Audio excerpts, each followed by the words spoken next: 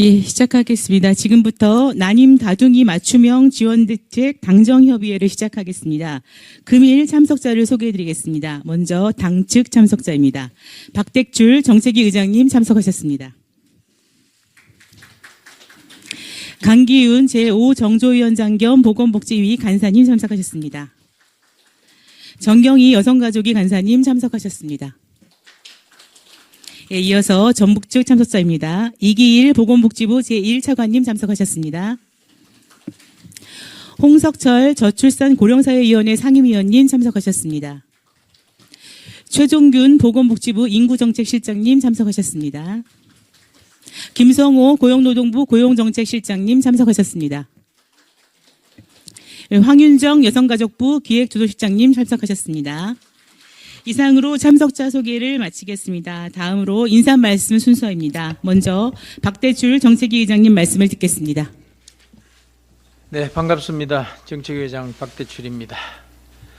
먼저 난임 다둥이 맞춤 지원책을 논의하기 위해 참석해 주신 우리 강기윤 제5정책위원장 겸 복지위 간사님, 그리고 정경희 여가위 간사님 감사드립니다. 이미 이제 환노희 간사님은 조금 늦게 오신다고 했습니다. 그리고 정부 측에서는 이기일 복지부 1차관님, 그리고 저출산 고령사회위원회 홍석철 상임위원님, 네, 최종균 복지부 인구정책실장님, 그리고 고용부 김성호 고용정책실장님, 여가부 황윤정 기획조정실장님께 감사 말씀드립니다. 저출생 문제 해결은 국가의 존폐가 걸려있는 중차대한 사업입니다. 잘 아시다시피 지난해 출생 아수는 24만 9천 명, 합계 출산율 0.78명입니다.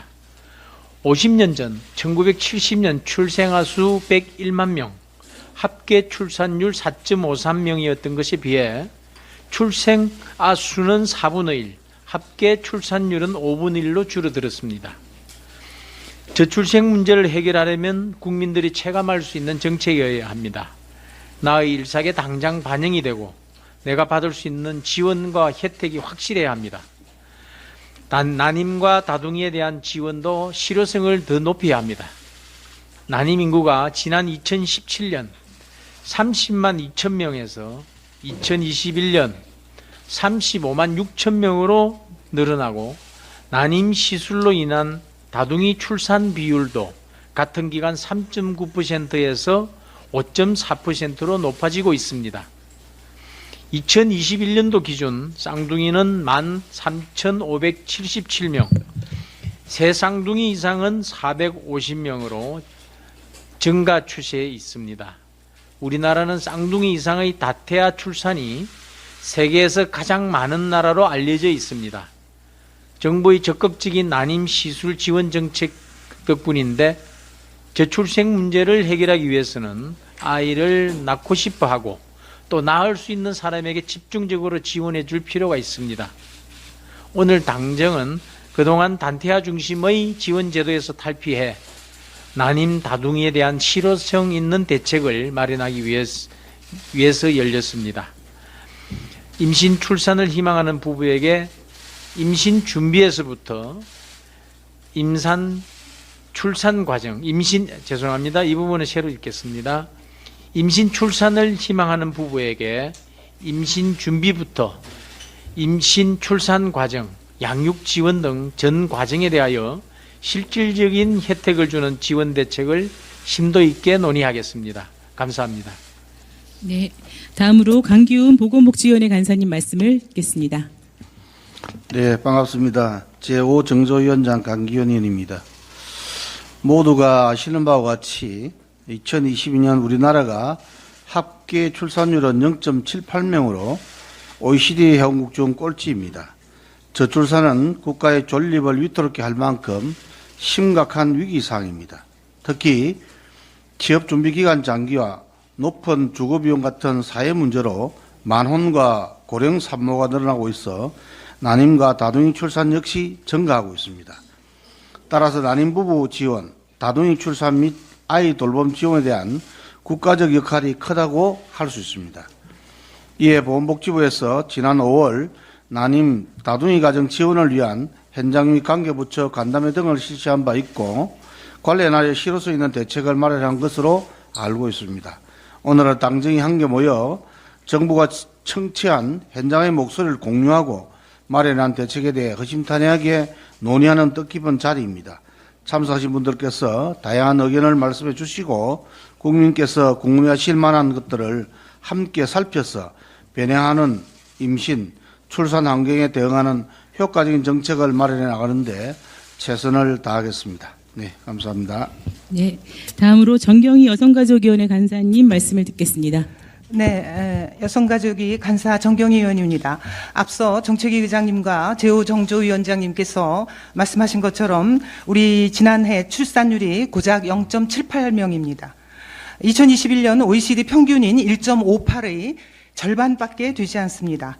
OECD 38개 회원국을 통틀어 합계 출산율이 한 명도 채 되지 않는 나라는 지구상에 우리나라밖에 없습니다. 0.78명도요.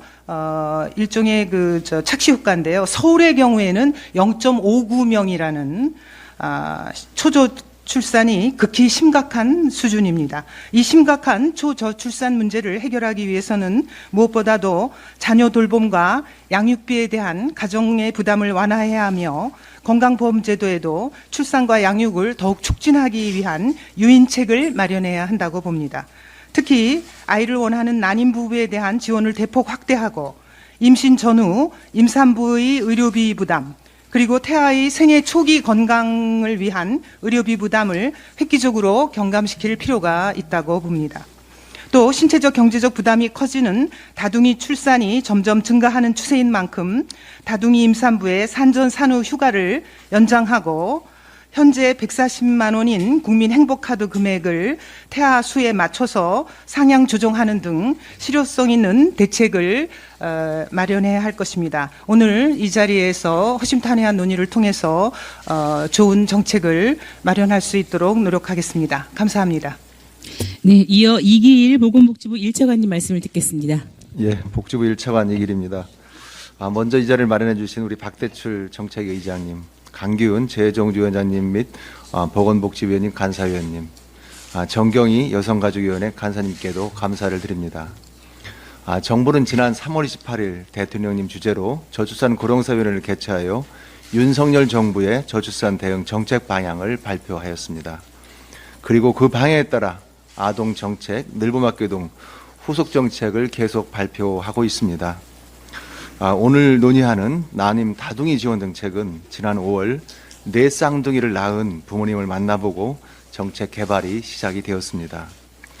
우리나라는 늦은 결혼으로 인해 지난해에는 시험관, 인공수정 등 난임시술로 100명 중 10명의 아이가 태어나고 있습니다. 그리고 100명 중 6명의 아이는 쌍둥이, 삼둥이, 사둥이입니다. 부모님들을 만나보니 정말로 아이를 갖고 싶고 낳고 싶어도 하는 부모님들이 매우 많았습니다. 그러나 정책은 아이 한 명으로 설계되어 있었습니다. 오늘 보고드린 내용은 이와 같이 아이를 간절하게 원하는 난임 부부들에 대해서는 정부가 마땅히 지원을 해야 된다는 심정으로 관계부처 합동으로 마련을 하였습니다. 아무쪼록 의원님들께서 고견을 주시기를 부탁드립니다. 주신 의견으로 정책을 보다 내실 있게 보완토록 하겠습니다. 상세 내용은 관계부처 합동으로 있는 것을 담당 실장이 보고드리겠습니다. 감사합니다. 네, 말씀 감사합니다. 이후 순서부터는 비공개로 전환하겠습니다. 언론인 여러분의 협조 부탁드립니다. 네, 오늘 당정은 난임 다둥이 맞춤형 지원 대책에 대해서 논의를 했습니다. 그동안 임신, 출산, 양육 제도는 단태아 중심으로 설계되어 있었으나 최근 난임 부부가 증가하고 다둥이 출산이 늘어나는 상황을 반영하여 획기적인 지원 체계 개편이 필요하다는 데 인식을 같이 했습니다. 당정은 먼저 현재 임신, 출산 의료비 바우처는 태아 한 명을 임신한 경우에 100만 원, 쌍둥이 이상 다태아를 임신한 경우에는 일괄 140만 원을 지급하고 있습니다. 다태아 임신의 경우에 의료비가 더 많이 드는 점을 고려해서 태아당 100만 원씩으로 바우처 지원액을 확대하기로 했습니다. 또한 현행 임신 9개월부터 임금 감소 없이 하루 2시간씩 근로시간 단축을 할 수 있으나 다둥이 임산부는 그 전에 조산하는 경우가 많이 있기 때문에 임신 8개월부터로 앞당기기로 했고, 이에 따른 근로기준법 개정도 추진하기로 당정은 뜻을 같이 했습니다. 또한 조산 가능성이 큰 3둥이 이상 임산부는 임신 7개월부터 사용할 수 있도록 하는 내용도 근로기준법 개정안에 담는 방안을 검토하기로 했습니다. 다둥이 출산 배우자에 대해서도 출산 휴가 기간을 확대하도록 남녀 고용 평등법 개정을 추진하기로 했습니다.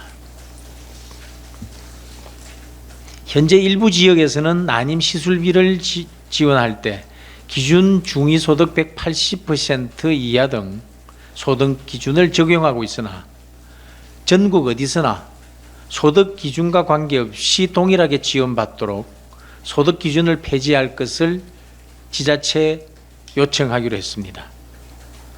아울러 당은 입원 치료가 필요한 고위험 임산부, 미숙구가 선천성 이상화 등에 대한 의료비는 소득 수준과 관계없이 보편적으로 의료비를 지원받도록 지원 대상을 확대할 것을 정부에 요청했으며 정부는 이를 적극 검토하기로 했습니다.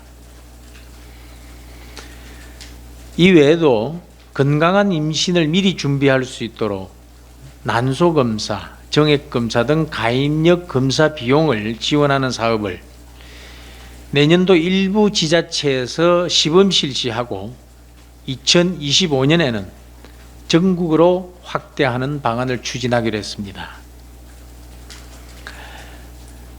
또한 산후조리 도우미, 아이 돌보미 등과 같은 다둥이 가정 양육 지원 사업도 지원 인력과 지원 시간을 확대하고 다둥이 가정에 배치되는 지원 인력의 수당을 높여주는 등의 제도 개선을 실시해서 다둥이 가정의 양육 부담을 실질적으로 덜어드릴 수 있도록 하기로 했습니다.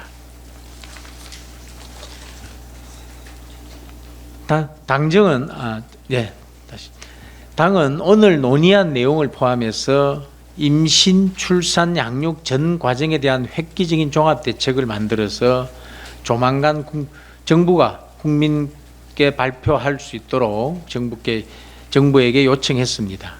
그리고 정부 내에서 지침 개정 등으로 시행이 가능한 사항은 즉시 추진하고 법률 개정이나 예산 반영이 필요한 사항은 당에서 적극 협력해서 추진하기로 했습니다. 이번 특별지원 대책을 시작으로 저출산을 완화할 수 있는 체감도 높은 대책을 마련하기 위해서 당과 정부는 지속적으로 노력하겠습니다.